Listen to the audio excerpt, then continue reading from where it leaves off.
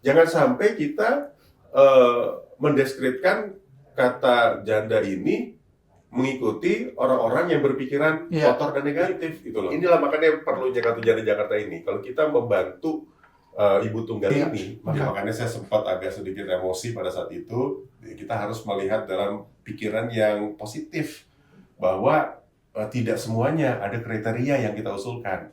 Pertama, janda yang cerai mati. Cerai mati. Iya, cerai mati. Halo Tribuners, kembali lagi di Tribun Talks. Kali ini bersama saya Jesse Rahman Thohir, wartawan tribunjakarta.com.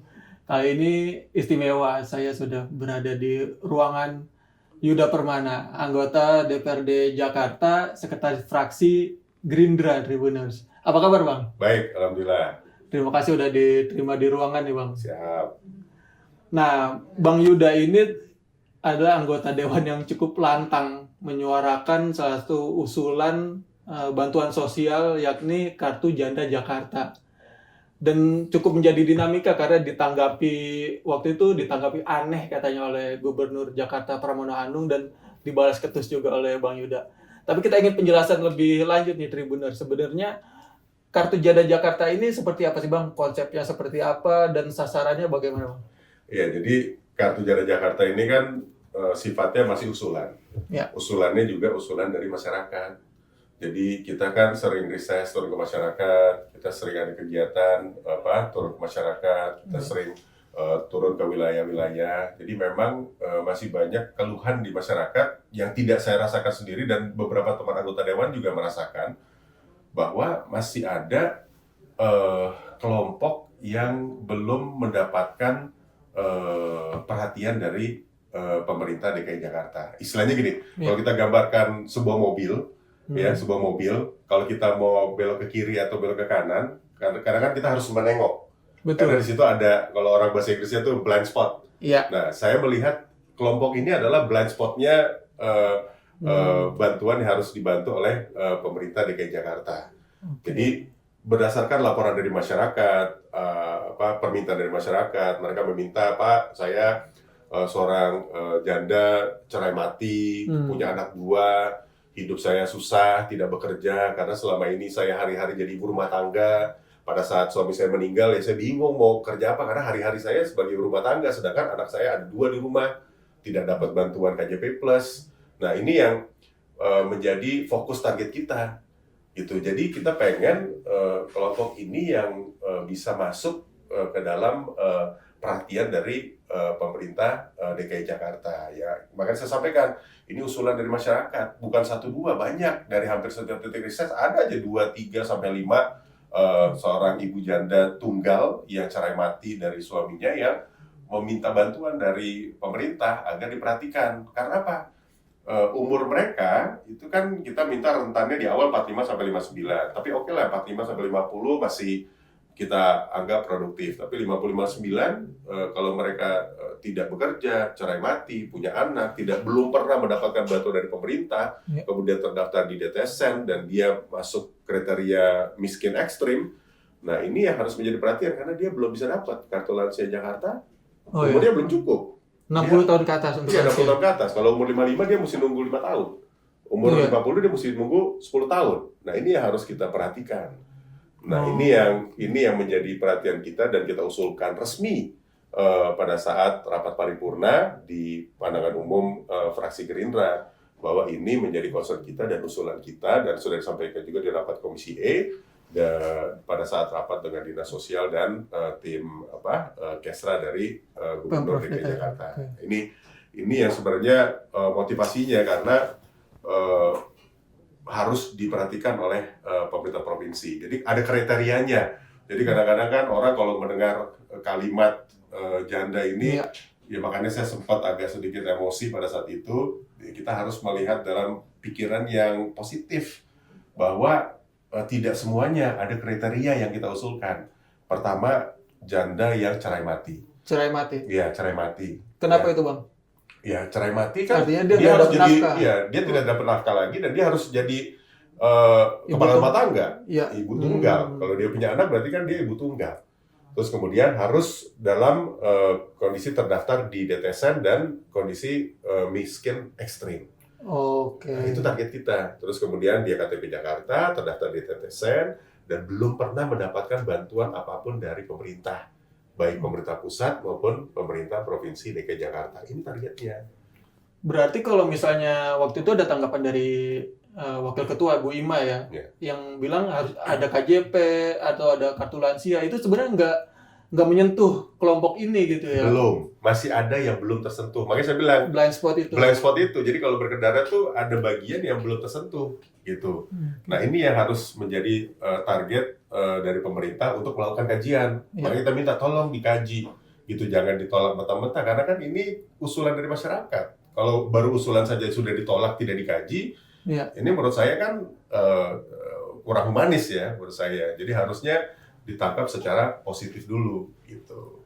Nah, selain dari itu aspirasi yang datang ketika Abang reses gitu ya, mendengar langsung, tapi secara keseluruhan Jakarta, Bang, memang ada berapa data ibu tunggal di Jakarta ini, Bang, yang menurut Abang perlu sentuhan bansos? Saya sudah sempat sampaikan pada saat rapat di Komisi E. Saya dan tim sudah mencoba mempelajari ya. Kita coba membedah saja. Ini belum tentu valid ya. Oke. Kita sudah membedah pakai data-data yang ada di BPS, pakai data yang di Dukcapil. Mungkin kita pakai data, kita melihat di sana itu ada sekitar 8.300-an 8.300. yang bisa menjadi kelompok yang kita targetkan untuk dibantu melalui program kartu Janda Jakarta. Dari total misalnya 200.000 itu kan ada yang cerai hidup, ada yang cerai mati. Tapi untuk kriteria dari umur 50 sampai 59 tahun itu range-nya di sekitar 8.000 sampai 10.000. Tapi detail resmi dan pastinya tentu harus melalui kajian dari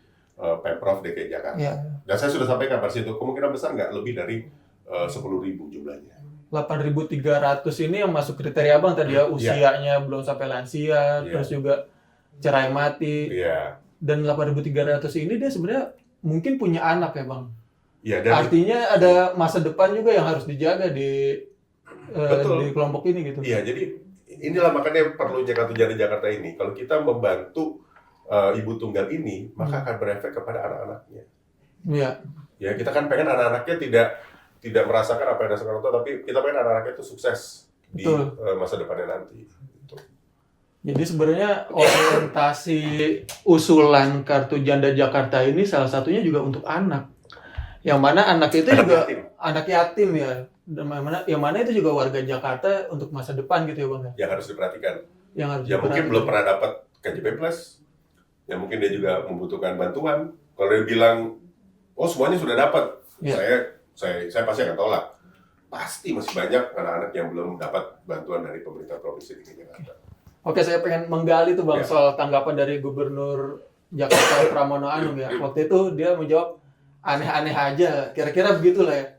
Waktu Abang mencetuskan atau dari fraksi Gerindra ya waktu itu mengusulkan kartu Janda Jakarta, itu Abang emosi, membalasnya dengan ya begitu tanggapannya kalau pikirannya kotor gitu Bang. Ini coba Abang bisa beri penjelasan nggak Bang? Apa yang terjadi waktu itu? Ya gini, kita menyampaikan program kartu Janda Jakarta itu kan resmi di rapat paripurna pemandangan umum. Jadi nggak ada yang bercanda, nggak ada yang main-main. Itu resmi berdasarkan usulan dari masyarakat dan sudah kita kaji di internal fraksi kita.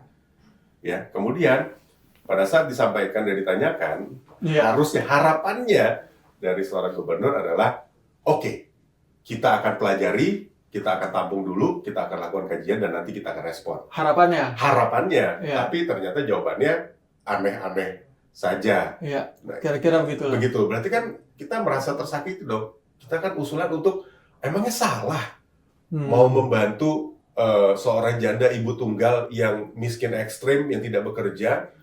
Apakah itu salah? Ini kan membantu anak yatim juga. Itu yang menjadi kenapa jawabannya harus aneh-aneh saja. Saya sih masih berpikiran positif. Mungkin Pak Gubernur belum mendapatkan informasi, tiba-tiba ditanya oleh wartawan, jadi dia agak kaget. Mungkin jawabannya aneh-aneh saja. Mungkin belum ada informasi dari timnya bahwa ini program diusulkan pada saat rapat paripurna dan lain sebagainya. Kita masih harus maklum.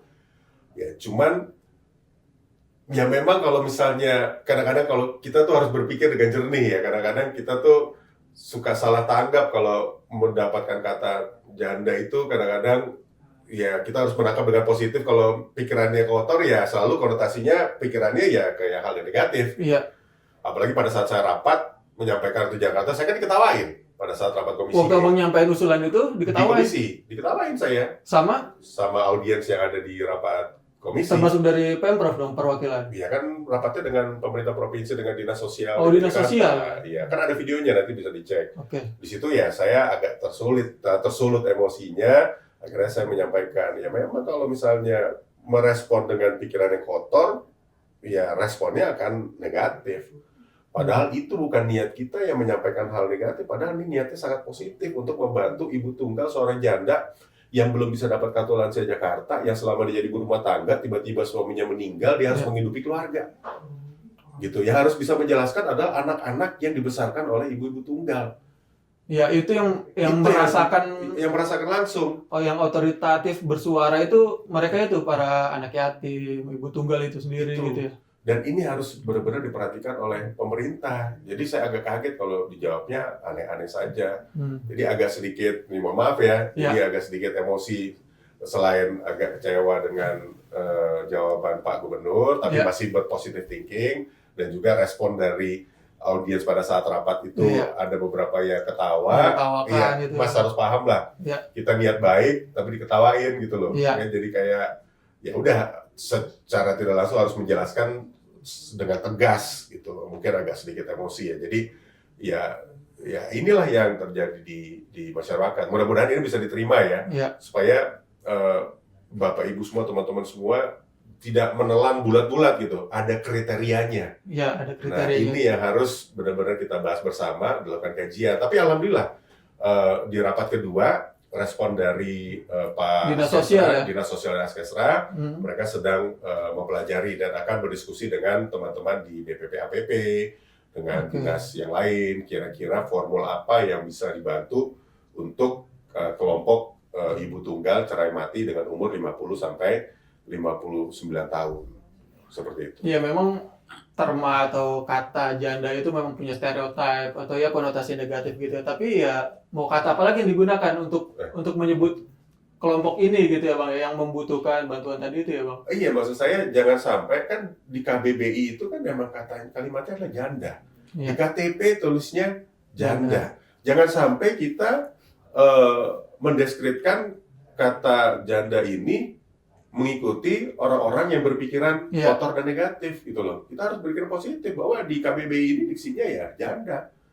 Dan kita nggak boleh merubah. Kalau kita merubah, berarti kita mengiyakan bahwa kata janda itu negatif. Ya itu ya berkembang di masa, tapi ya kita harus menggunakan yang ada gitu ya, formalnya itu kan kata itu janda gitu ya. Ya harus kita luruskan bersama lah. Kita luruskan bersama bahwa niat kita itu baik, tujuannya kita membantu warga di kelompok tersebut yang benar-benar sangat membutuhkan. Intinya selain membantu ibunya, kita juga membantu anak-anak yatim yang harus dibantu. Dan dia harus sukses gitu. Kita harus pikirkan mereka masa depannya seperti apa, sehingga di masa depannya dia bisa mengangkat orang tua dan keluarganya keluar dari kondisi ekonomi yang tidak baik.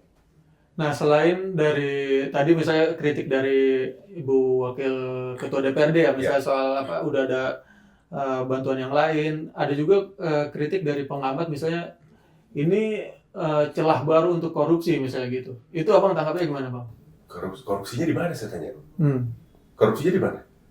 Ya mungkin ketika ada satu ibaratnya ini, ya mungkin itu pandangan negatif juga kali ya dalam memandang satu gitu ya Bang. Iya, saya mau tanya korupsinya di mana?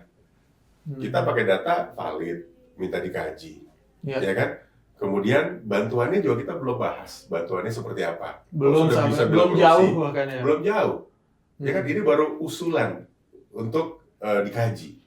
Kan kalau kajian itu nanti setelah dikaji ketahuan usulannya apakah nanti bantuan dana langsung seperti kartu lansia Jakarta, atau bantuannya adalah pelatihan, apakah bantuannya setelah pelatihan mendapatkan permodalan, bantuan dari Bank Jakarta, pinjaman tanpa agunan sehingga para ibu tunggal janda ini bisa membuka usaha dan memperdaya dan memperbaiki ekonominya. Nah, sekarang mau tanya, yang menyampaikan itu kalimat korupsi, dia datanya pakai data apa? Iya, sangkaan itu muncul dari mana gitu Nah ya? itu makanya ya kita biasakan kalau mau dapat informasi jangan lihat judulnya saja, Ya. dipelajari isinya apa, kriterianya apa, programnya apa, gitu. Makanya saya agak kaget kok mau diarahkan ke korupsi. Sekarang saya tanya balik, korupsinya di mana? Iya, bahkan usulan ini Iya, baru. tapi usulan niat baik. Iya. Nah, dari usulan dan sudah berdinamika ini progresnya sejauh ini Abang pantau terus itu Ya. misalnya dari tanggapan terakhir dari Dinsos dan Akskra ya, kesejahteraan, Ya. asisten kesejahteraan itu apa Bang sejauh ini udah ada timbal balik lagi, udah ada laporan dari mereka? Ya, alhamdulillah rapat terakhir itu sudah sangat baik. Mereka akan melakukan kajian, kolaborasi dengan dinas-dinas lain. Kemudian mereka akan melaporkan kepada Pak Gubernur dan Pak Wakil Gubernur. Ya. Nanti di rapat RAPBD 2026 kita akan bahas kembali kira-kira hasil kajiannya atau hasil diskusinya seperti apa. Maka nanti secara resmi kita anggarkan supaya melakukan kajian yang resmi sehingga nanti bisa dianggarkan pada saat di APBDP atau APBD tahun berikutnya. Intinya kita terbuka apapun itu. Gitu. Kalau ternyata mau programnya dalam bentuk lain, tapi intinya kami meminta secara serius dan sangat serius agar kelompok ini yang belum mendapatkan perhatian dari pemerintah dipikirkan secara seksama dan dipikirkan dengan baik-baik.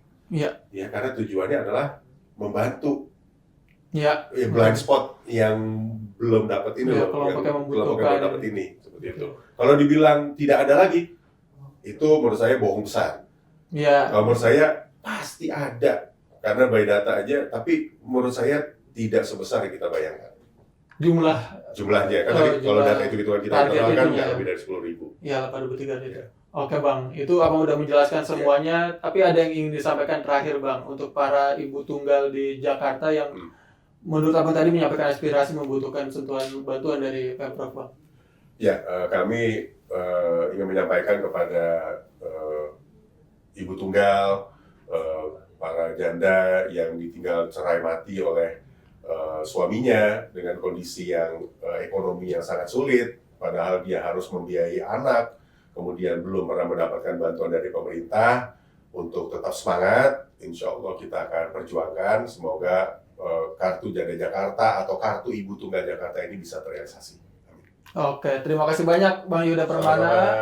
Itu dia Tribuners, perbincangan saya dengan Yuda Permana. Sampai jumpa di Tribun Talks selanjutnya. Download Tribun X sekarang, menghadirkan lokal menjadi Indonesia.